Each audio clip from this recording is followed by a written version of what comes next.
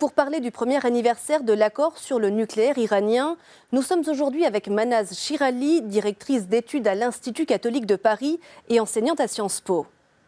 Bonjour et merci d'être avec nous. Bonjour. L'Iran a décidé de ne plus limiter son stock d'uranium enrichi et de leur côté, les États-Unis ont déployé des bombardiers dans la région du Golfe.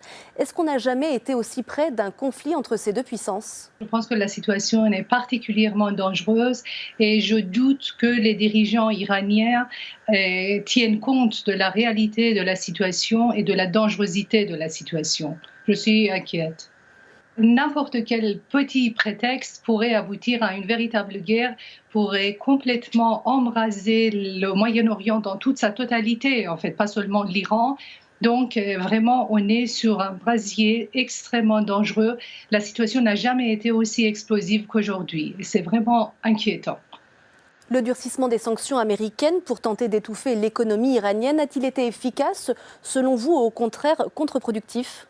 Je dirais que les sanctions américaines étaient particulièrement efficaces parce que les pasdaran, les gardiens de la révolution, n'ont pas les ressources nécessaires, les ressources financières nécessaires pour alimenter les guerres. Et là, vraiment, ils ont été complètement paralysés, il faut reconnaître. En revanche, je pense que sur le plan intérieur, la situation est catastrophique pour les Iraniens, la cherté de la vie. Donc, de ce point de vue, les Iraniens souffrent, évidemment.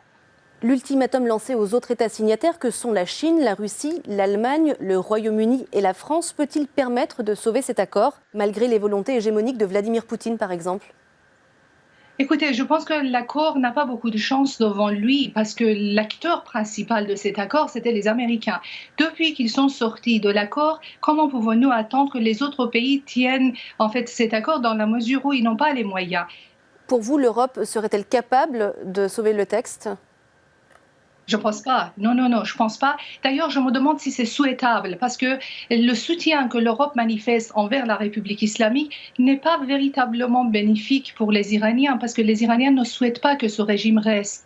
On voit très clairement que leur souhait vraiment le plus prononcé, c'est que ce régime parte et qu'un régime calme, en bonne relation, en paix avec la communauté internationale, s'installe à sa place parce que les 10 dernières années ont montré que ce régime n'a absolument pas la capacité de réformer, de se calmer, d'entrer en bonne relation, dans des relations pacifiques avec la communauté internationale.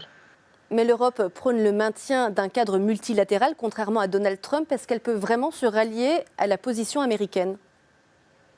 Écoutez, je pense qu'il y a des questions de souhait et il y a des questions de la réalité. Je pense qu'on n'a pas beaucoup de choix maintenant. Avec tout ce qui s'est passé sur le plan international, avec toutes ces provocations qui sont venues de la part des dirigeants iraniens, alors qu'ils pouvaient quand même faire le profil bas, prendre un petit peu des initiatives pacificatrices, et ils ne l'ont pas fait. Alors donc, on est un peu trop avancé dans la provocation en ce moment pour compter sur l'Europe de pouvoir calmer le jeu.